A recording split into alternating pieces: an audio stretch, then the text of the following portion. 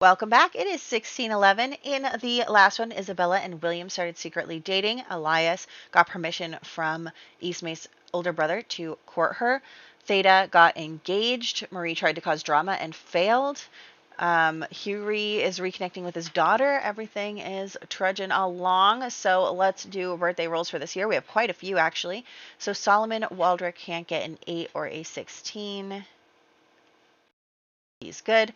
Bernard Dubois can't get a 7, 14, or 19. Christina Dubois, Peter Hobard. You can't be Peter Hobard the second. No, you can. Sorry, that was Richard. And Demita Waldrick all becoming children. No 2, 4, or 6. Ignore the dog in the background scratching the bed. The dog bed. She just wants to dig a hole. It's not her fault. For the teens, we have Aldith de Mahoon and Athelina. De Larkin are two half-siblings. No 7 or 13 in that case. That was awfully close. Oh no, Athelina. She died. Okay, well, will Aldith get married? No 1 through 5. How many babies will she have? No 10. Ugh. Oh my gosh, you guys. Aldith is also a 0. You guys are taken, so I'm just going to take you off here. Okay, Gracia Waldrick and Theta de Mahoon are becoming young adults. They can't get a 3 or an 18. I am so nervous about Theta.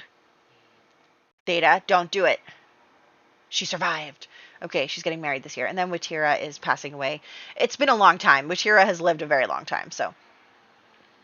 Let's see. Birthdays over here. Nope. Okay. All right. I think that's that. So let's get Theta finally married. Alrighty, so we are actually starting the year with a baby, and it is to Joya and her husband, Wymond, and they are going to name the baby Wymond II, and he and mom both do really well, and are already pregnant with their second child. So that is a good way to start off the year. And now we're just going to update everything, get the baby in the tree and everything, and then we are here with the beginning of our day. Of course, this video is going to be one more situation where I am not able to see any of my Sims.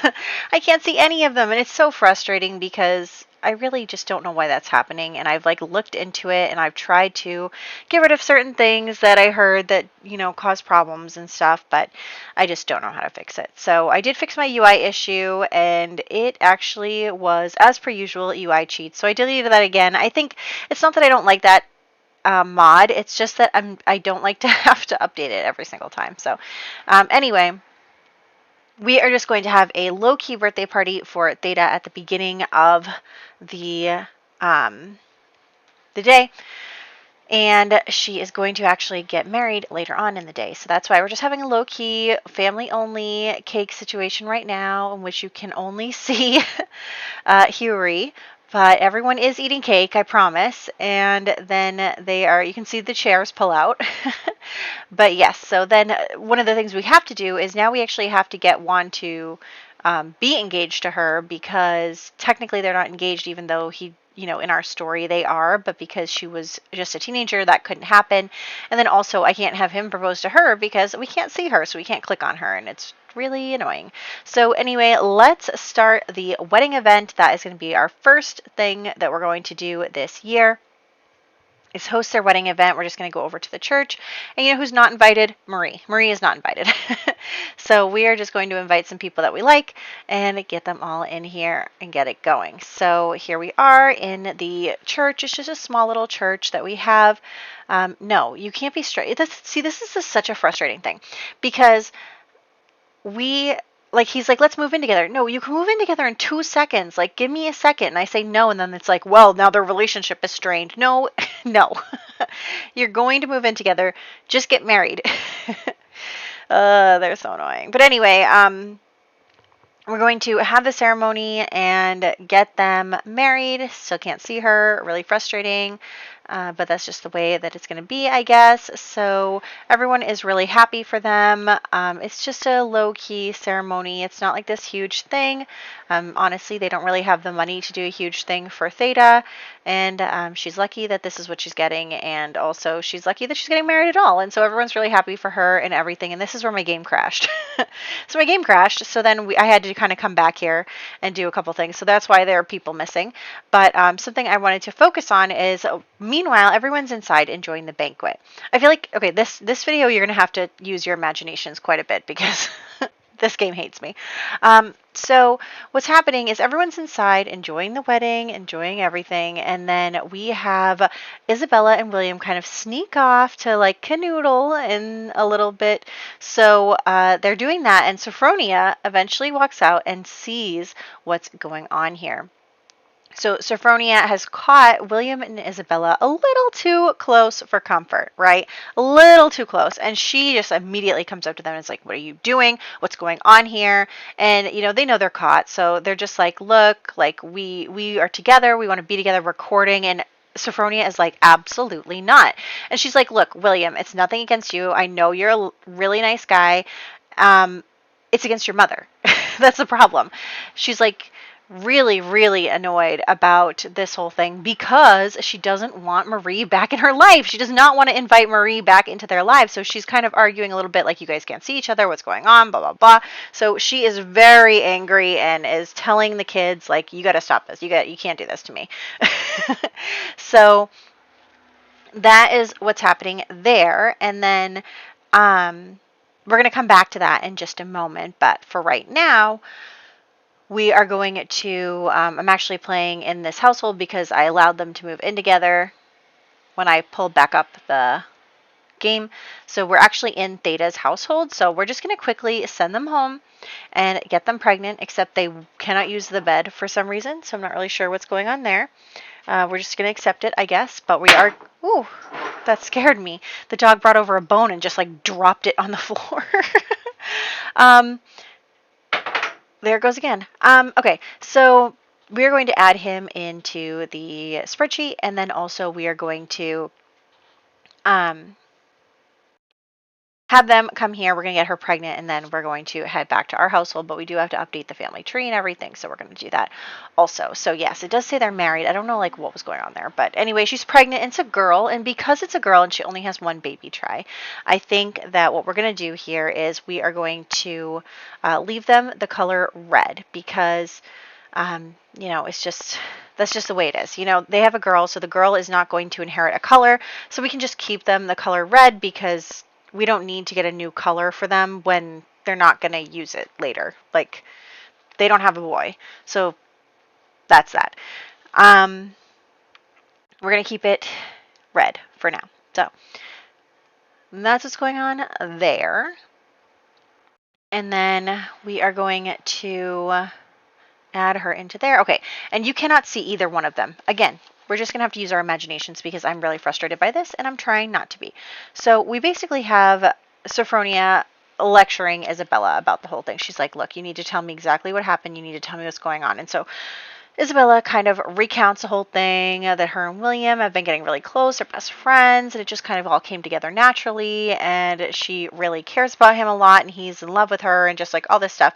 And Sophronia is like, I want you to understand the consequences here. Like, I know that you're a young woman, you're in love, like, you're not even a woman, you're still a teenager, you're a girl.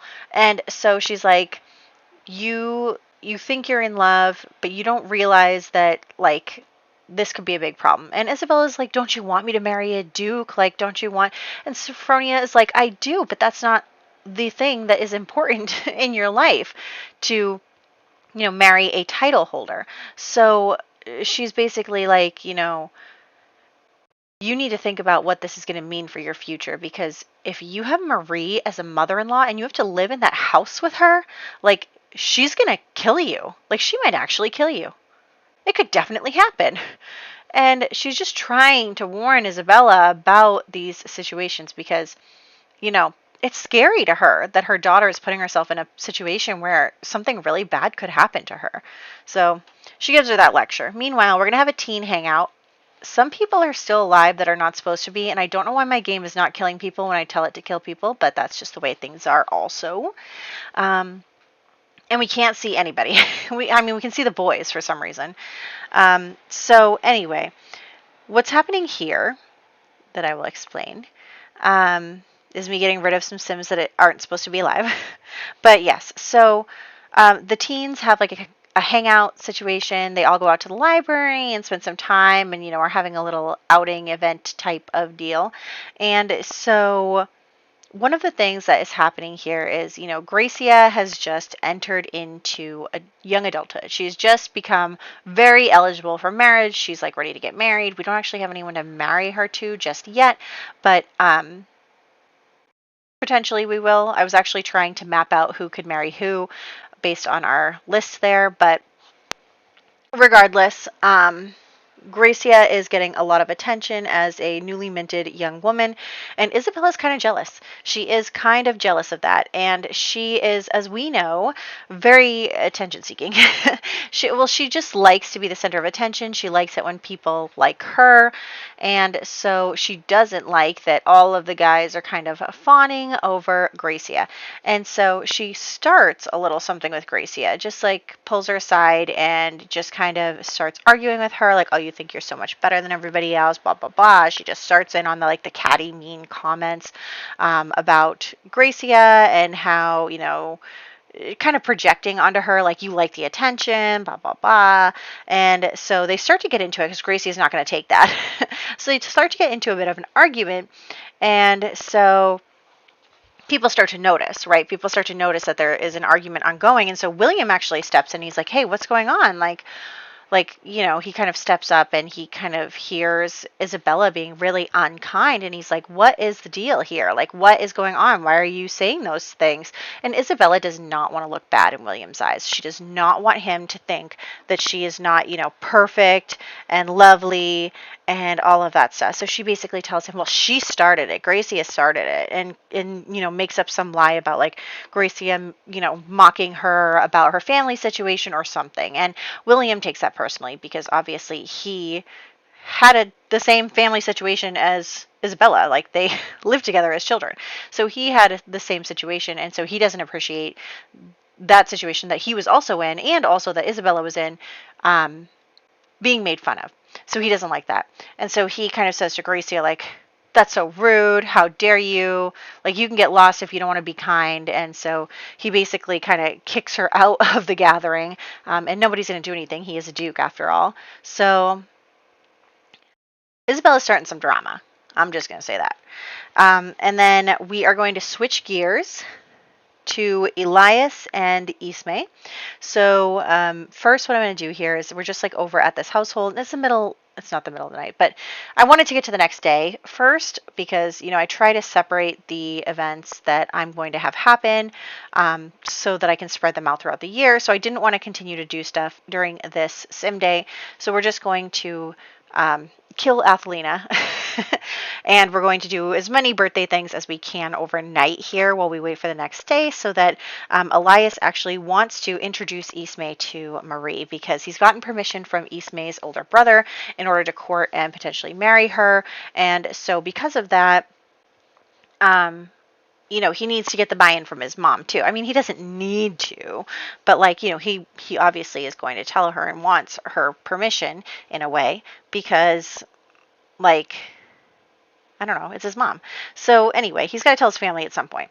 So he's like, okay, I got to tell my mom about Ismay. Like, he feels good. He convinced her older brother to let them get married and everything. And so he's feeling really good about it.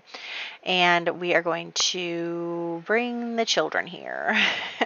But yes, so Elias is looking forward to introducing Ismay to his mother, which is his first mistake because I feel like he should know by now how Marie is. Everyone should know by now how Marie is. Like, even though her children do love her because she is kind to them, unlike everybody else, they know that she's not kind to everybody else.